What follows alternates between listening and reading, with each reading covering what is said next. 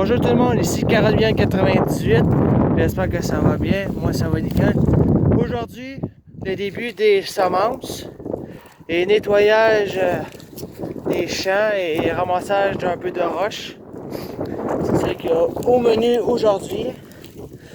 Moi, ça va très bien. J'espère que ça va nickel.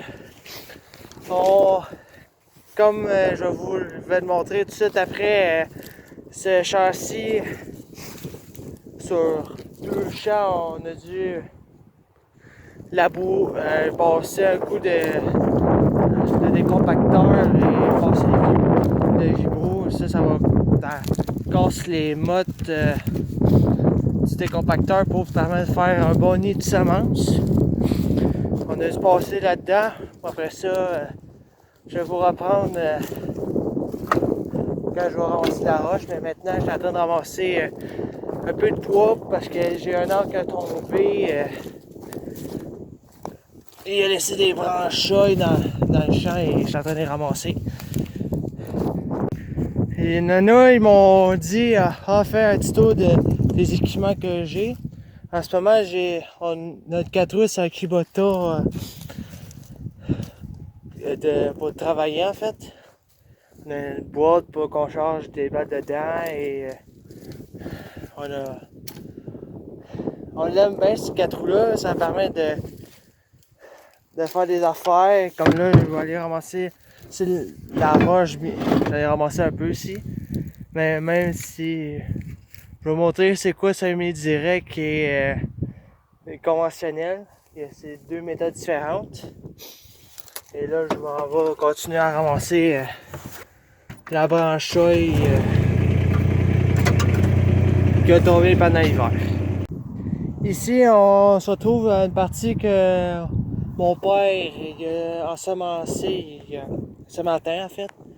On a arrêté parce que le temps est grisâtre et commençait à grésiller, faire une petite pluie fine. Là. Faut pas gommer trop de choses, on a décidé d'arrêter. Là, je suis en train de voir le nid de semences.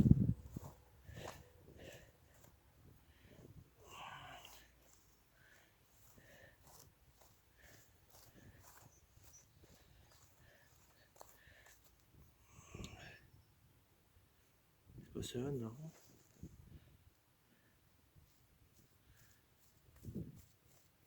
Ah, le voilà. Je sais pas si ça va bien voir aux caméras, là. Ça, c'est une petite graine de maïs. Il y en a un, il doit en avoir un juste ici. On ne va pas le déterrer parce que c'est ça. Là, tout de suite après, je vais vous montrer c'est quoi semi-direct. En fait, c'est comme je vous ai dit, si j'ai dit, tu laboures pas le sol. Les résidus l'année passée, comme ça, c'est du résidu du soya et du maïs des autres années avant. On a commencé par ce champ-là parce que la tête est plus chaude que les autres. Dans notre coin, c'est surtout la grosse argile. Ça prend beaucoup de temps à chauffer. Là, on commence. La terre est quand même chaude, pareil, ça m'étonne. Mais c'est ça.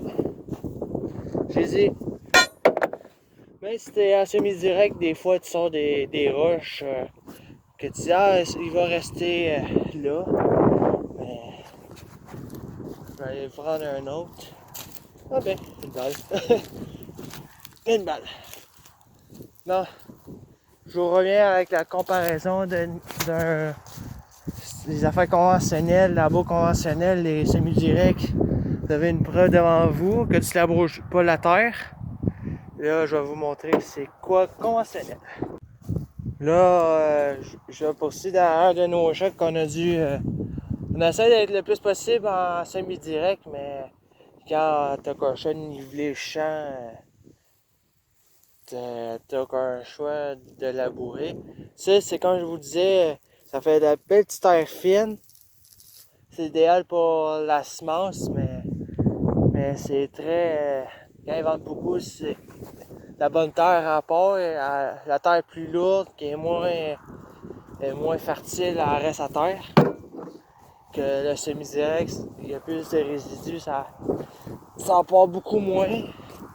Même si des fois, avec des gros coups d'eau, le pire affaire, c'est tu laboures, tu fais la charrue l'automne, et tu fais le vibro le printemps. Là.